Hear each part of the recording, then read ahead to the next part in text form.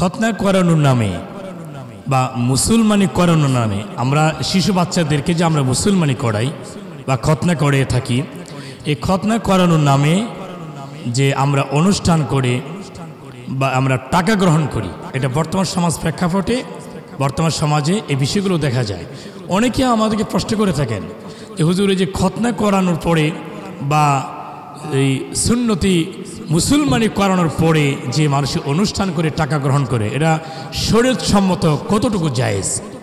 হ্যাঁ ভাই বোনেরা, চমৎকার একটি বিষয় কিন্তু, কারণ আপনাদের সন্তান আছে, না থাকলেও ভবিষ্যতে অবশ্যই ইনশাল্লাহ আপনাদের সন্তান হবে। কিন্তু আপনাদের ছেলে সন্তানদেরকে আপনি এই মুসলমানি করায়ে বা খতনা করানোর পর এই 500, 1000 বা গরু জবাই করে অনুষ্ঠান করে আপনি যে টাকা গ্রহণ করবেন, এটা শরীর সম্মত নয়, এটা সম্পূর্ণ এটা হারাম, এটা জায়েজ নেই।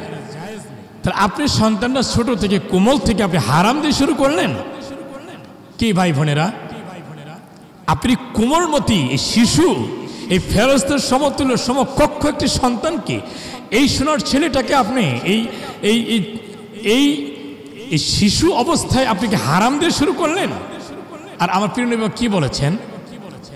আমার প্রিয় নবী পাক সাহাবে কেরামের যে ছেলে সন্তানগুলো যে খতনা করেছেন কি দিয়ে?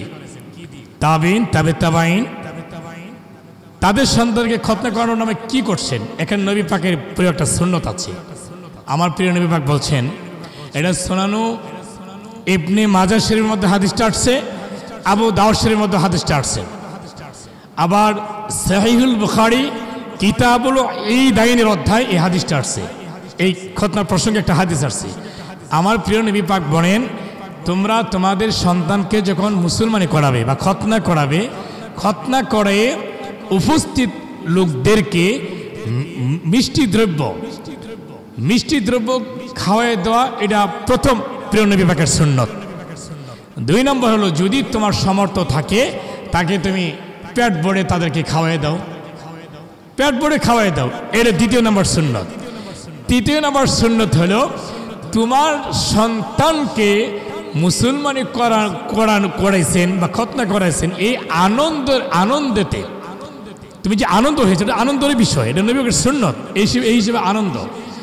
এই হিসাবে তুমি তোমার বাড়ির পড়শি গরিব মিসকিন এতিম অসহায় যে গরিব যে শিশু বাচ্চারা আছে তাদেরকে তুমি জামা কাপড় দিয়ে দাও। আল্লাহু আকবার!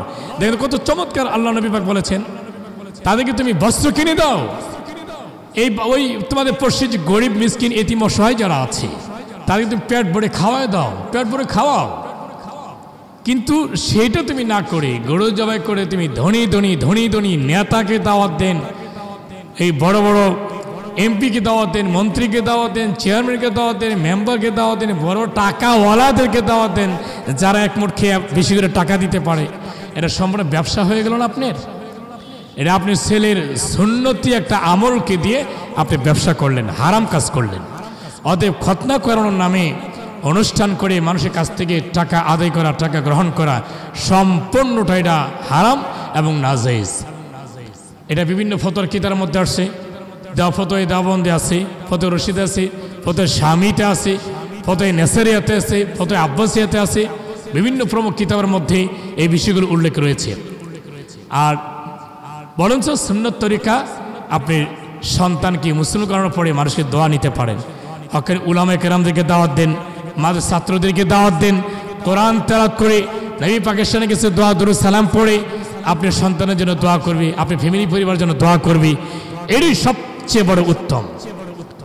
আর গরিবদেরকে আপনার আত্মীয় স্বজন যারা আছে গরিব, এদেরকে দাওয়াতে আপনি খাওয়াই দেন, বস্ত্র দেন, মিষ্টি দ্রব্য খাওয়াই দেন।